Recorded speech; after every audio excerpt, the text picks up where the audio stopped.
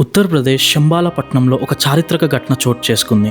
షాహీ జమా మసీద్ ప్రాంతంలో అక్రమాల్ని తొలగించేందుకు చేపట్టిన పెద్ద చర్యల్లో 46 ఇయర్స్ తర్వాత శివుడు మరియు హనుమాన్కు అంకితం చేయబడిన ఒక పాత మందిరం కనుగొనబడింది. ఈ మందిరం కగ్గుసారాయ్ ప్రాంతంలో ఉంది. 1970లో జరిగిన కమ్యూనల్ రైట్స్ తర్వాత ఈ మందిరం మూసివేయబడింది. దాదాపు 46 ఇయర్స్ తర్వాత ఈ స్థలాన్ని కనుగొన్నారు. ప్రభుత్వ అధికారులు ఈ మందిరాన్ని తిరిగి పునరుద్ధరించారు.